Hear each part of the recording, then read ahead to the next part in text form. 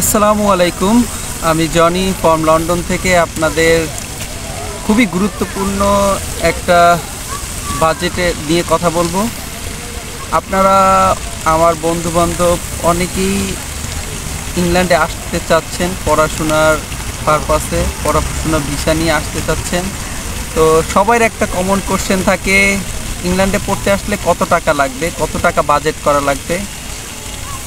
এই 2024 নেক্সট সেপ্টেম্বরে আপনার ইনটেকে আসতে হলে কত টাকা বাজেট লাগবে, পুরো ভিডিও একদম ক্যালকুলেট করে রেখেছি আপনাদের জন্য, পুরো পাই টু পাই। এর নিচে বাজেট করলে আপনারা বিপদে পড়বেন।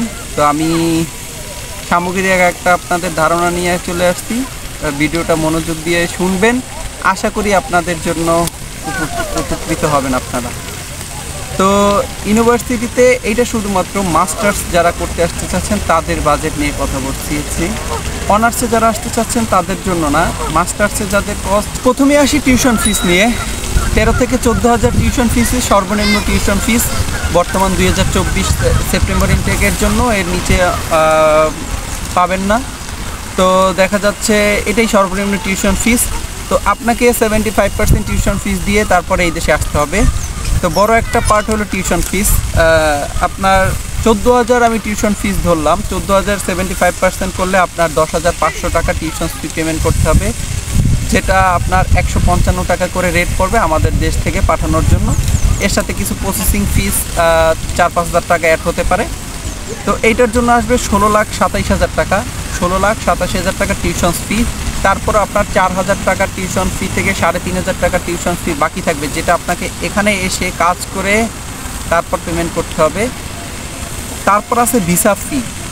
আপনার ভিসার ফি হলো এখন বর্তমানে 75,000 টাকা আপনাকে ভিসা ফি দিতে হবে। ভিসার জন্য অ্যাপ্লাই করার সময় 75,000 টাকা দিতে হবে। তারপর হচ্ছে আইসিএস ফি 1 বছরের জন্য আপনার হলো 1,05,000 টাকা। তারপর হচ্ছে মেডিকেল হলো গিয়ে আপনাকে একটা যক্ষার টেস্ট করতে হবে। IOM যেটা গুলশানে করতে হয়, এটা এখন মনে হয় 10,000 টাকা, এখন 10,000 টাকার মতো লাগতেছে। তো আর আপনার আছে এয়ার টিকিট আপনি ধরেন 70 থেকে 80,000 টাকার ভিতরে কাটতে পারবেন এয়ার টিকিট।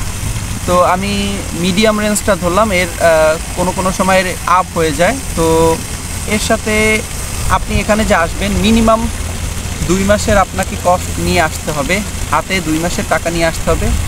তো এই টাকাটা ধরুন 1500 পাউন্ডের মতো, 1500 পাউন্ডের মতো আসলে হয় 2,32,500 টাকা।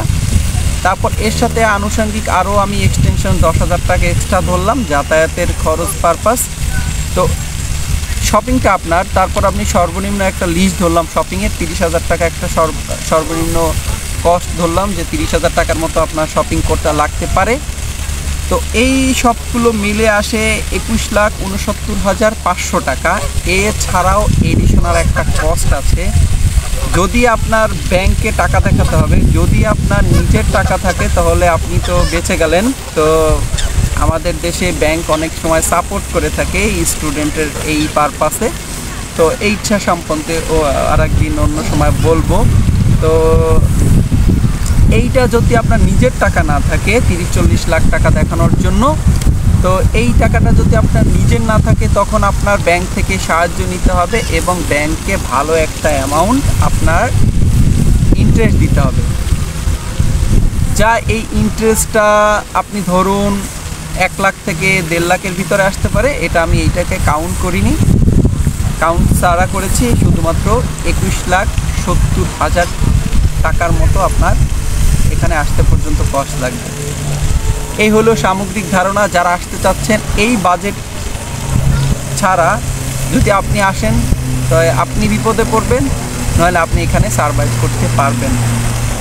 তো যদি সারভাইভ না করতে হয়, আমার অনেক ফ্রেন্ড সার্কেল যারা আমরা একসাথে এই দেশে আসছি, তো কিছু বন্ধুবান্ধব অ্যাসাইলাম ক্লেম করছে, কিছু এই দেশ ছেড়ে চলে গেছে। আমি মনে করি এই দেশে অনার্সে যাদের ফিনান্সিয়াল ব্যাকগ্রাউন্ড অনেক স্ট্রং তারা এই দেশে অনার্স করতে আসেন। যাদের ফিনান্সিয়াল ব্যাকগ্রাউন্ড স্ট্রং না তাদের এই দেশে আসা মাস্টার্সে উত্তম, অনার্সে আসাটা ঠিক হবে না। কারণ আপনাকে এভরি ইয়ার 3 বছরের অনার্সের কোর্স, এভরি ইয়ার আপনাকে 14,000 টিউশন ফি দিতে হবে, যেটা অনেক বড় একটা অ্যামাউন্ট, যেটা অনেকটা টাফ হয়ে যায় সাধারণ স্টুডেন্টদের জন্য। আমার সেপ্টেম্বর ইনটেকে কিছু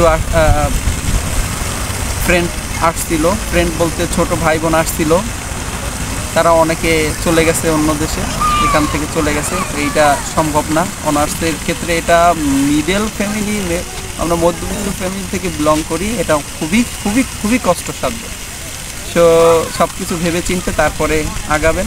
তো দেখা যাচ্ছে টোটাল 22-23 লাখ টাকার মতো একটা টিউশন ফি থেকে শুরু করে এভরিথিং এখানে আসা পর্যন্ত আপনার খরচ হবে ইনিশিয়াল।